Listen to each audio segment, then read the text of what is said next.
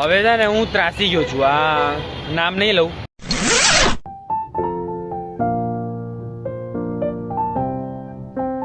હે ગાઈસ, જય શ્રી કૃષ્ણ. એન્ડ આજે હું ઉઠ્યો છું સવારના 5 વાગે, એટલે અત્યારે તો 5:30 થઈ ગયા, 5:30. એટલે ઉઠ્યો છું કેમ કે મારે થોડુંક બીજી ચેનલ માટે મારે કામ હતું. એન્ડ આજથી India versus Australia test cricket match start થાય છે કે 7:50 થવાની છે, બટ હું બહુ વહેલો ઉઠી ગયો છું. ત્યાં સુધી મેં વિચારી લીધું કે કામ પતાવી દઉં.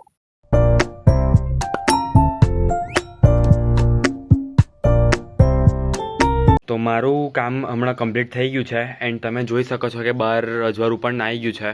એટલે હું નીચે જઈશ એન્ડ અત્યારે હું નવું નહીં, બટ એની પહેલાં હું હવે ટેસ્ટ મેચ જોઈશ, ઇન્ડિયા વર્સિસ ઓસ્ટ્રેલિયા.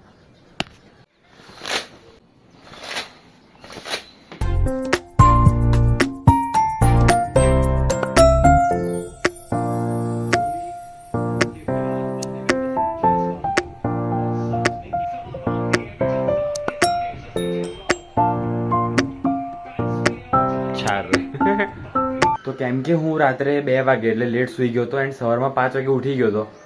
હજુ 9 નહીં વાગે મને પાછી ઊંઘ આવી. તો મળીએ ઉઠીને.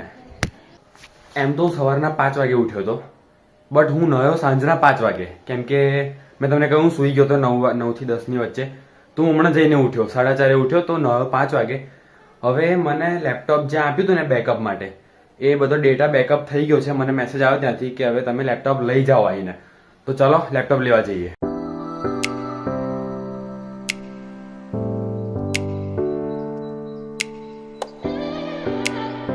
હવે છે ને હું ત્રાસી ગયો છું, આ નામ નહીં લઉં આ લોકોથી, બટ એમને એવું કહ્યું કે પેનડ્રાઈવમાં ડેટા તમારો લઈ લીધો છે, તમે ડેટા લઈ જાઓ, તમારો લેપટોપ કાલે આવીશું કે.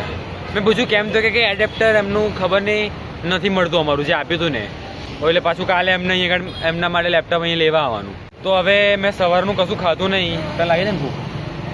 તો હવે અમે લોકો ખાવા જઈએ છે. 2 ચીઝ પફ કરજો. હા, ખાવાના.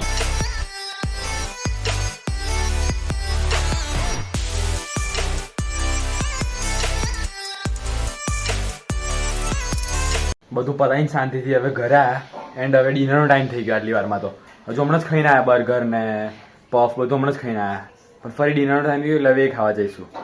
ખુશ, આપણે ડિનરમાં શું બનાવ્યું છે ખબર નહીં, મમ્મીને પૂછીએ શું બનાવ્યું છે. મમ્મી, ડિનરમાં શું બનાવ્યું? કચોરી ખાઈશું હવે અમે.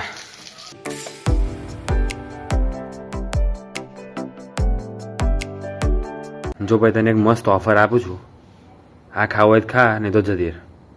છેલ્લી વાર ઓફર છે, પછી નહીં મળે. હલો, હાલે બસ મૂકી દીધી. લે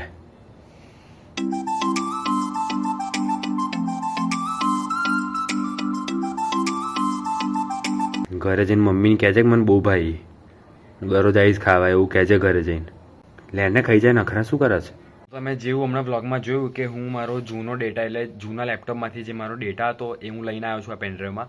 એ લોકોએ હજુ લેપટોપ આપ્યું નથી, બટ મારો જો પેનડ્રાઈવ છે એટલે હું મારા પાસ્ટના ફોટોઝ જોઈ શકીશ હવે.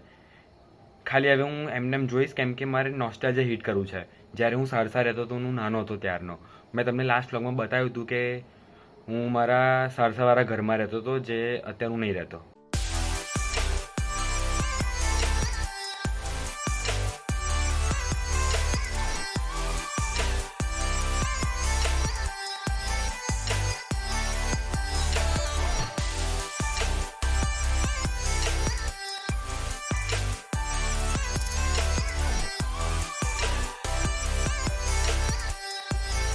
આઈ હોપ તમને લોકોને આ વ્લોગ ગમ્યો હોય, એન્ડ ઇફ તમને આ વ્લોગ ગમ્યો હોય તો નેક્સ્ટ માટે રાહ જોજો. Stay tuned.